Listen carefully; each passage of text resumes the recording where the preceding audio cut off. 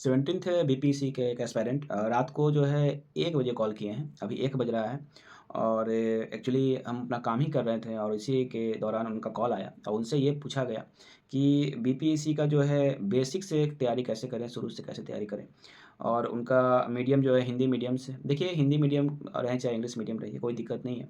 लेकिन डायरेक्शन दोनों का एक ही होता है। आपका जो प्रश्न है उसमें आपने व्हाट्सएप के माध्यम से ही पूछा और कॉल करके ही पूछा, अच्छी बात है। जिज्ञासा है और बहुत सारे ऐसे एस्पायरेंट हैं जिनको ये समझ में नहीं आता है कि आखिर में वो तैयारी कैसे करें और उनका क्या डायरेक्शन होना चाहिए। देखिए, आप कहीं भी तैयारी कर रहे हैं, बीपीएससी के लिए ज़रूरी नहीं है कि आपको किसी संस्था से जुड़ना है। संस्थाएँ में ऐसा नहीं है कि जो बच्चे संस्था से जुड़े हुए हैं वही सफल होते हैं। आप घर पे हैं, आप घर पे तैयारी रह करके आराम से इसको एग्ज़ाम को क्रैक कर सकते हैं। आप बोलते हैं कि आप लिखते हैं, आपका जो एस्पायरेंट का कॉल था उसमें बोलते लिखते हैं लेकिन हिम्मत टूट जाता है, बीच में 4-5 लाइन लिख कर फिर समझ में नहीं आता है कि हम क्या लिखें। मैं आपको बता दूँ कि ये प्रॉब्लम सब बच्चों के साथ होता है। एप्रॉक्स 80% जो बच्चे होते हैं वो इसी में फँसे हुए रहते हैं और इसीलिए जो होता है मेंस में ध्यान रखिएगा कि बहुत कम ऐसे बच्चे होते हैं जो भले ही पीटी पास कर जाएँ, लेकिन मेंस में जाके वो फँस जाते हैं। मेंस में वही सफल होते हैं जो लगातार प्रैक्टिस करते हैं, लगातार अभ्यास करते हैं, लगातार टेस्ट देते हैं, वैसे बच्चे सफल होते हैं। आपका सपना बीपीएससी क्रैक करना है, अधिकारी बनना है, राज्य का एक बड़ा अधिकारी, डीएसपी, एसडीएम यूँ ही नहीं बनता है। आप में निर्णय लेने का क्षमता होगा तब तो आप बनिएगा।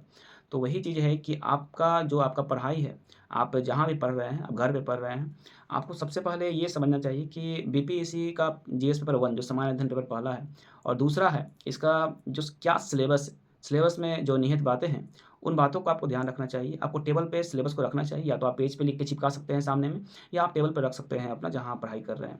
और सिलेबस में जब भी आप किसी टॉपिक को आप पढ़ रहे हैं, क्योंकि बहुत सारे बच्चों को मैं देखता हूँ कि वो स्टार्ट करते हैं उत्तर लेखन, लेकिन उनको बिल्कुल भी बेसिक पता नहीं होता है, वो उस टॉपिक के बारे में जानते नहीं हैं। लेकिन चलो जिज्ञासा है आगे बढ़ने का, कोई दिक्कत नहीं है। उत्तर लेखन तो कला है और ये कला एक बार सीख लेने के बाद फिर आप भूलिएगा नहीं ज़िंदगी में, और यही कला आपको सिविल सर्वेंट बनाता है। तो सबसे पहले जो है आप सिलेबस को जो है अपने टेबल पे अच्छे से सजा कर रख दीजिए और उसमें अपना पेन से आप अंडरलाइन करते जाइए, उस टॉपिक को पढ़िए। उस टॉपिक को पढ़ने के साथ-साथ जैसे मान लीजिए कोई टॉपिक है, पटना कलम, मधुबनी कला उठा रहे हैं आप, है ना?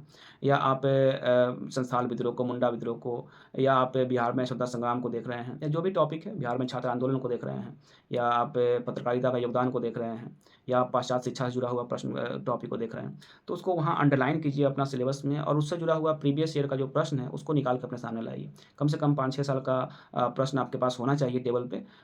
उ और वो उस प्रश्न को जो है आप टॉपिक को निकालिए, सिंपल टॉपिक जो क्वेश्चन डायरेक्ट है पूछा गया है, वैसे डायरेक्ट प्रश्न को आप निकालिए और सबसे पहले सिंपल प्रश्न को ही आप लिखने का जो है अपने सामने वो पुस्तक को खोलिए, जैसे आपके पास जो पुस्तक बिहार स्पेशल के लिए है, उस पुस्तक को खोलिए, उस प्रश्न को देखिए, उस प्रश्न को लिखिए एक पेज पे। उसको लिखने के बाद उस प्रश्न पे आपसे क्या-क्या पूछा जा रहा है, मतलब उसको टुकड़ा में प्रश्न को बाँटिए, ठीक है? टुकड़ों में बाँटिए उस प्रश्न को और बाँटने के बाद आपसे क्या-क्या पूछा जा रहा है, उसको वहाँ पे आप अपने बुक के माध्यम से, किताब के माध्यम से देख के ही लिखने का प्रयत्न कीजिए। देखिए, देख कर ही लिखना है, लेकिन बनाना आपको है, आकार आपको देना है। आपको एक सुंदर अच्छा इंट्रो आपको लिखना होगा प्रस्तावना में, 4-5 लाइन में जो भी आप लिख सकते हैं, वैसे वहाँ पे आपको लिखिए अच्छी तरीक़ा से। फिर आपसे देखिए क्या-क्या आपसे पूछ रहा है, कारण पूछ रहा है, परिणाम पूछ रहा है, क्या पूछ रहा है उसको देखिए। अपना उस पे जो भी राय है उसको पॉइंट बाय पॉइंट सजाने का कोशिश कीजिए और धीरे-धीरे देखिए सिंपल है। मान लीजिए कि एक एक उत्तर जो हो गया आपका, उसका कंपेयर एक आप दुल्हन से कर सकते हैं। आप दुल्हन को जितना सजाएँगे, दुल्हन उतना ही खूबसूरत दिखेगी।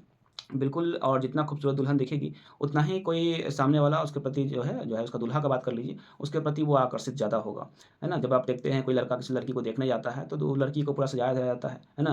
ख़ासकर चेहरा को तो बहुत ज़्यादा मेकअप किया जाता है, ताकि चेहरा ही उसका सब कुछ है, वहाँ तो भई अट्रैक्शन आई टू आई होगा और बाकी चेहरा जो है वो देखता है लोग, भई अच्छी है ना लड़की खूबसूरत। बिल्कुल आपका उत्तर भी वैसा ही है, उत्तर का जो आप इंट्रो जो होता है वो फेस हो गया आपका, जितना सुंदर लिखेंगे, नंबर उतना मिलेगा आपका। उसके बाद आप बॉडी को अच्छी तरह से सजाइए, उसको लिखने का पॉइंट को लिखने का तरीका आप देखिए कैसे-कैसे लिखते हैं। अपना कलम उठाइए और कोशिश कीजिए लिखने का, बहुत आसान होता है। आप बोलते हैं कि बहुत डिफ़िकल्ट लग रहा है आपको लिखने में, तो आप अधिकारी कैसे बनिएगा? और बहुत सारे ऐसे छात्र से मैं देखा हूँ, उनका कॉपी मैं चेक किया हूँ और चेक करवाए हैं हमसे। लिखते बहुत अच्छा है, लिखे बहुत अच्छा है, लेकिन हिम्मत टूट जाता है उनका। उनको ऐसा लगता है कि जो टॉपर है, कभी-कभी क्या होता है ना कि कोई बच्चा टॉपर का कॉपी मतलब कि हूबहू मेरे पास भेजा, "सर ये देखिए ना ऐसे मतलब लिखेंगे तब ना होगा सर।" जबकि वो टॉपर से अच्छा वो बच्चा लिखे हुए है उत्तर को। वो टॉपर जो है उससे बेहतर वो बच्चा का आंसर है, लेकिन उसको विश्वास खुद पे ही नहीं है। भैया आप मेंस में पहले बैठ कर तो देखिए, खाली गति बढ़ा लीजिएगा तो आपका हो जाएगा, ब कोई बड़ा चीज़ नहीं है। आपके पास कॉमन सेंस देखिए, common sense is very uncommon, सबके पास नहीं होता है। लेकिन एक होता है ना कि उनको अपने आप पे ही विश्वास नहीं होता है। तो वही चीज़ है कि आप स्टार्ट कीजिए उत्तर लेखन को। उत्तर लेखन सिलेबस के अनुरूप ही चलना है आपको। आपको बाहर से कुछ नहीं करना है अभी, सिलेबस को रखना है, सिलेबस के एरिया को जो एरिया है उसका क्षेत्र है उसको कवर करना है। बाकी जो कुछ भी आपको करना है उत्तर लेखन के साथ-साथ जो है अपने जो कंटेंट का कमी बहुत सारे छात्रों में होता है, क्योंकि वो पढ़ाई सही से नहीं करते हैं, उनका बेसिक जो होता है वो भी वीक होता है। तो इसमें हम यही बोलेंगे कि आप देखिए अपने सिलेबस को, उस टॉपिक जैसे मान लीजिए मधुबनी कला है उसके बारे में पढ़ रहे हैं, पटना कला के बारे में, पहले उस क्षेत्र के बारे में अच्छा से जाकर नॉलेज प्राप्त कर लीजिए। आपके दिमाग में जब तक कंटेंट नहीं रहेगा, तो आपका हाथ चलेगा नहीं। मतलब कहने का मतलब है कि दिमाग और हाथ का तालमेल जो है, वो नहीं बैठता है और यही दिमाग और हाथ का तालमेल बैठाने के लिए बच्चे लगातार मेहनत करते हैं, सालों तपस्या करते हैं, तब जाके वो सफल होते हैं। तो एक ये डिफ़िकल्ट टास्क होता है कि उत्तर लेखन सबका बस का बात नहीं होता है बाबू। आप इसमें अगर महारत हासिल कर लीजिएगा, तो ध्यान रख लीजिएगा ज़िंदगी में फिर आपको पीछे मुड़ के नहीं देखना होगा। आज जो बच्चे विरोधाभास में उनके मन में चलते रहता है कि मेरा सिविल सेवा में होगा कि नहीं होगा, सबसे बड़ा कारण है कि उत्तर लेखन उनका नहीं करना, उत्तर लेखन नहीं होता है, रीडिंग इच्छाशक्ति का कमी रहता है, निरंतर अभ्यासरत नहीं रहते हैं, तो निःसंदेह वो हमेशा फँसते रहते हैं। तो मैं यहाँ यही बोलूँगा कि आप सिलेबस को देखिए, सिलेबस के अनुरूप चलिए और कोई आपको बताने वाला नहीं है तो मेरा ग्रुप है, उस ग्रुप में आप आ सकते हैं और ध्यान रख लीजिएगा कि इस ग्रुप में आपको जो कुछ बताया जाएगा 5 महीने के अंदर आप चाहे कितना भी कमज़ोर रहिए, वो मेरा ज़िम्मेदारी होता है कि आपको कैसे आगे बढ़ाना है। और यहाँ पे एक चीज़ और समझ लीजिएगा कि देखिए अपना समय जो है ना कीमती उसको बर्बाद मत कीजिए। आप बोलते हैं कि लिखते नहीं हैं, बिल्कुल भी नहीं, इच्छा होता है लेकिन लिख नहीं पाते हैं। आप जानते हैं कि आपको करना क्या है, लेकिन फिर भी आप नहीं करते हैं। क्यों नहीं करते हैं? क्योंकि आप जान रहे हैं कि आपको ये सिविल सर्विसेज़ का एग्ज़ाम क्रैक करने के लिए ये जो आपका उत्तर लेखन जैसा डिफ़िकल्ट टास्क है, इसको तो पूरा करना ही पड़ेगा, लेकिन फिर भी आप नहीं कर पाते हैं। इसका सबसे बड़ा जो कारण है, वो है उत्तर लेखन ना करना। उत्तर लेखन ना करना, नियमित नहीं उस पे अभ्यासरत रहना और इसका खमियाज़ा आपको भुगतना पड़ता है भविष्य में।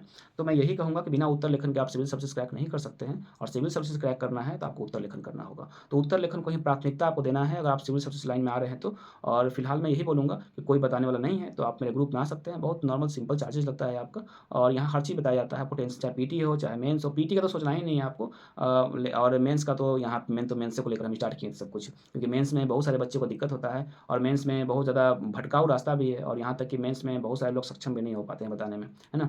तो इसके कारण हम मेंस से ही स्टार्ट किए थे और फिलहाल जो आप बीपीएससी की तैयारी कर रहे हैं, तो बिल्कुल आप जुड़ सकते हैं। फिलहाल मैं चलता हूँ। जय हिंद।